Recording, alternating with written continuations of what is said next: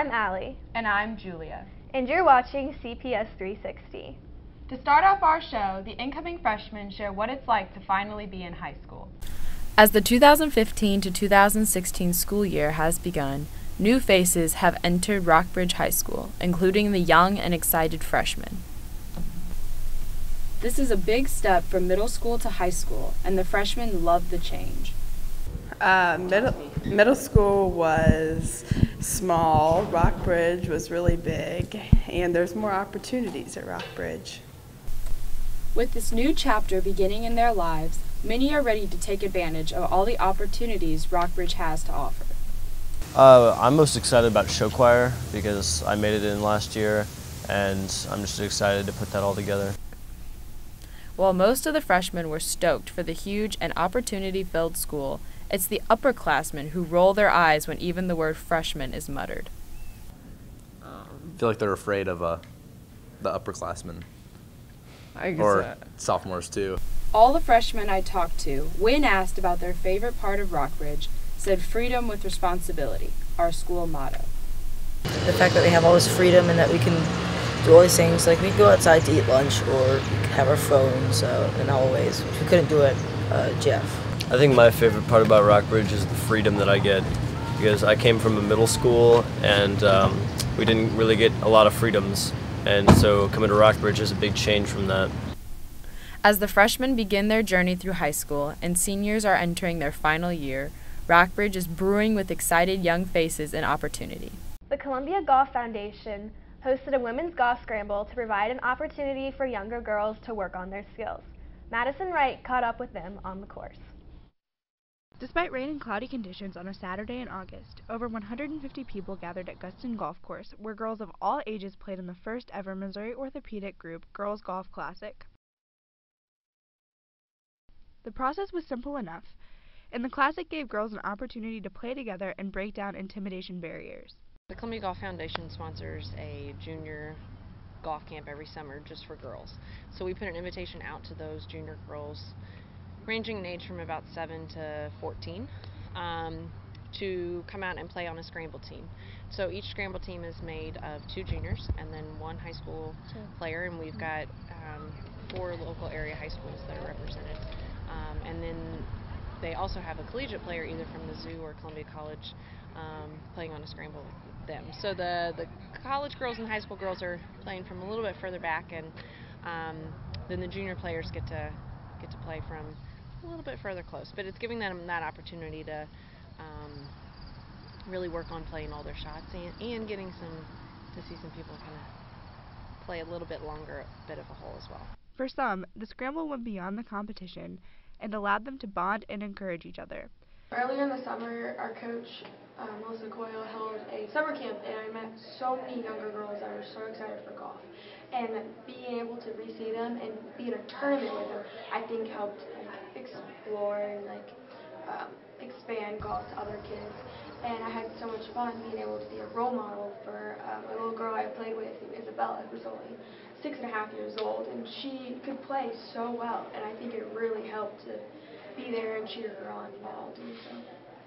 For many of these young girls, this will be an experience that will shape them into future golfers, and this positive experience will no doubt provide encouragement for years to come. This has been Madison Wright for CPS 360. Last Saturday at Apple Park, a very special event took place in order to raise awareness for domestic violence. Here's Allie Hill for more information. At Apple Park in Columbia, Missouri, a very special challenge is in progress. A ropes course, an extreme one, to raise awareness for domestic violence. Men and women of all ages get together to complete the duration of this challenge. Chase, an 11-year-old from Smithton Middle School, was brave enough to climb the course and make it all the way to the top. One of our dad's friends told him on Facebook, and so we came here early so we could get here on time so there wouldn't be many lines, and we've had a lot of fun. Although, despite his bravery, it did come with some struggles. At the end, there's a few challenges with the way you gotta grip yourself and get up.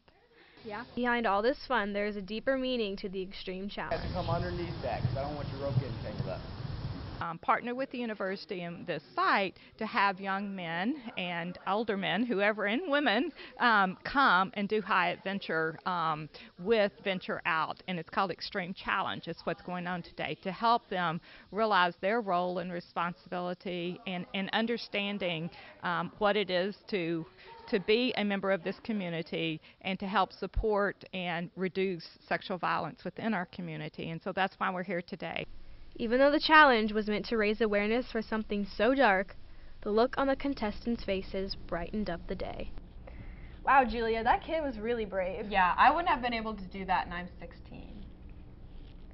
This year, the Rockbridge Marching Band is in full swing in order to prepare their impressive halftime shows. A lot goes into coordinating the shows, and a lot of practice time is required. Marco Ria was there to capture every note. So much work goes into creating the perfect band performance that sometimes most of it goes unnoticed. Although we have one of the best bands in the state, it still takes a while to get to the perfection that we get to witness during halftime. We practice every day before school from 7:45 is the whole band rehearsal, and we have sectionals. People really don't think about marching being a really physical activity, but it really is. During band camp we would run laps, and we would do cardio and things like that. Tubas and sousaphones standing out grayly in the back as the biggest instruments, drum lines in the middle to catch a steady beat, and the little instruments like flutes and clarinets standing in the front. They all look so different, however they have to work in perfect unison to create the best of sounds. I just wish they knew how much time we put into it, and I wish that people respected it more, even though it's pretty dorky, but it also takes a lot of work, and it's cool in its own way. Standing 10 feet higher than the rest is a marching band conductor, with bigger responsibilities such as providing commands for ensemble, leading when marching, and directing when and what to play. The drum major job may seem too much for us, but for Senior Matt it is something he's passionate about. I had been field commander the year before, and then I wanted to try and see if I could do it. It was kind of like a progression, because I started out not sure how I felt about marching band, and then each year it just got stronger and stronger until I wanted to do the most possible to help out. One can only imagine what goes through players' head when performing, whether it's just another practice for competition, trying hard to stay on cue, or thinking of something else because they have it mastered. They're always giving it their best. So it's I'm either thinking about the music or the exact spot on the field that I'm hitting. I'm trying to look at tempos and stuff, and you're thinking about the show all the time. Mm-hmm.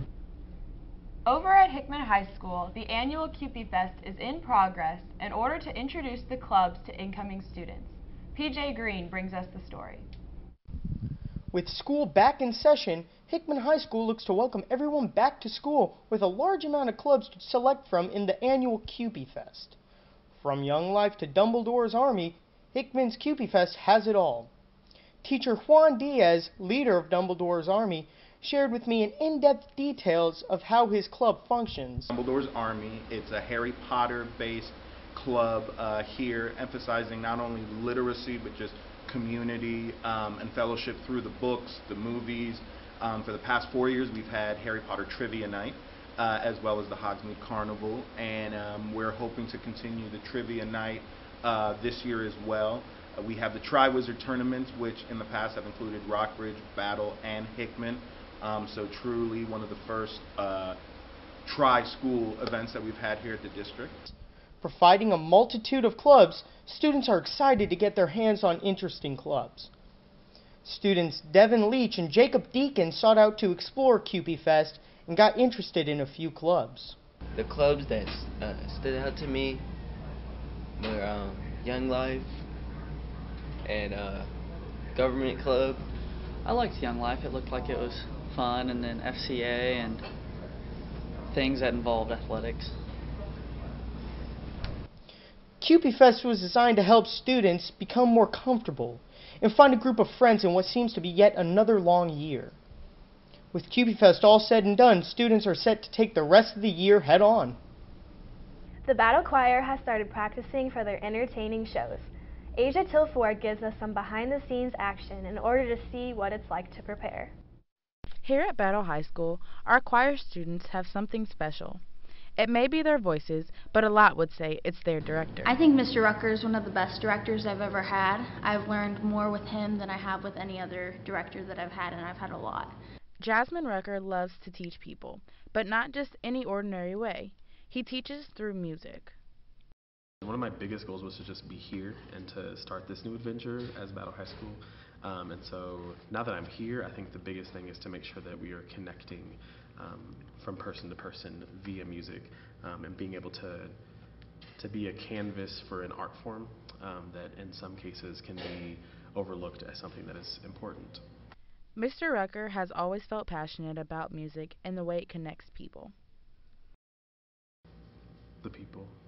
The music is great when I'm one-on-one with individuals, or when the literacy level and the performance level have connected with one another, but really it's just the individuals that are in this room that make it worthwhile. His students have a great connection with him also, and have learned a lot from his classes and lessons. We interact great. He's always very supportive and direct. He's very direct with me. He's not lenient. He does what he wants, and he's always just very direct with me and supportive, and he's great. For sports this week, we will get to see Battle take on Rockbridge at a Rockbridge home football game, along with Battle taking on CBC.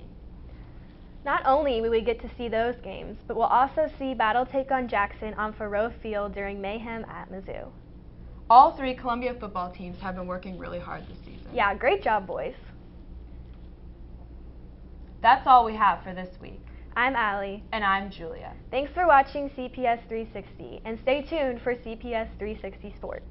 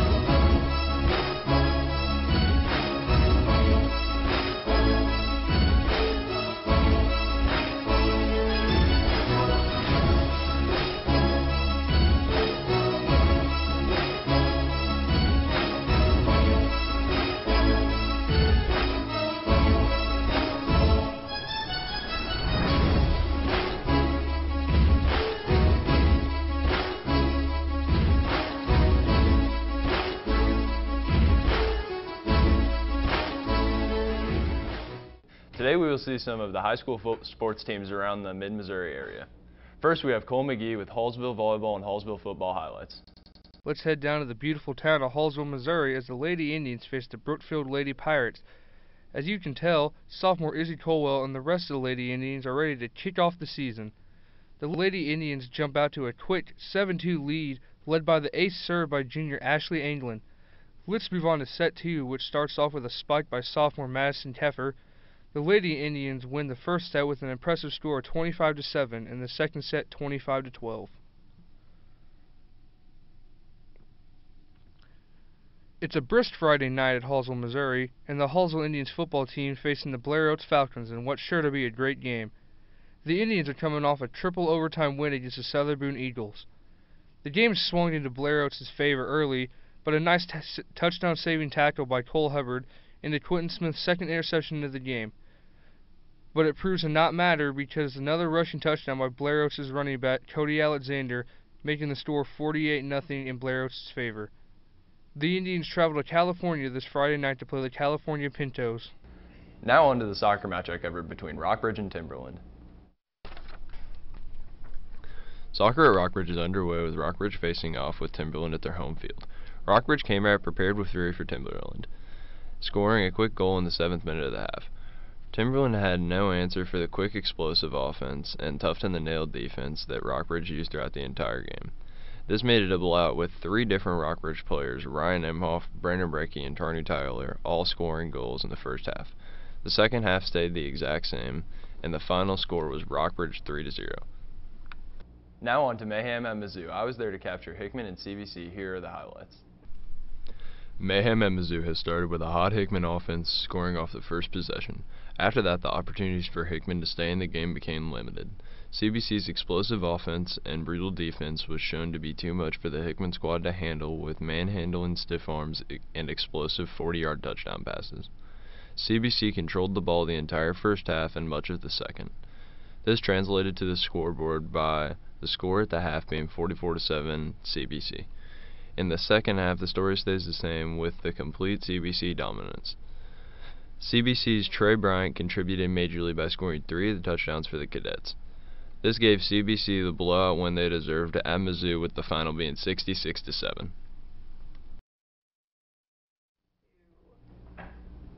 Liam Mitchell also covered Mayhem at Mizzou and brings us the Battle versus Jackson matchup.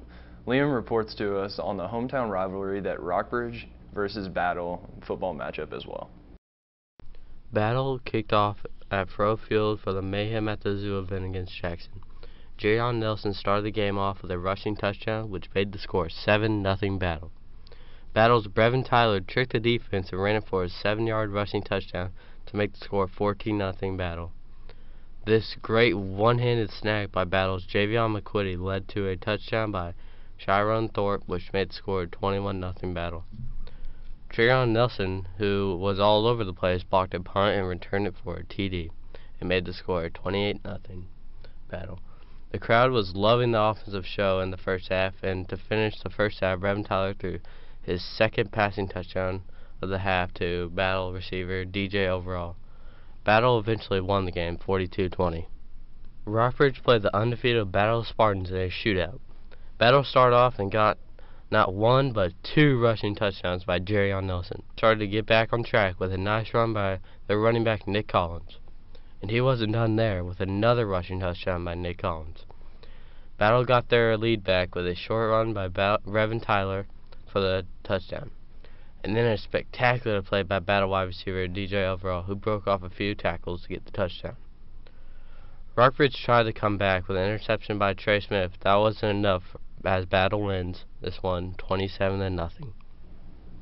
Seems like those would have been great games to watch. Thank you for watching CPS360 Sports Update. I'm Zach Beerup. See you next time.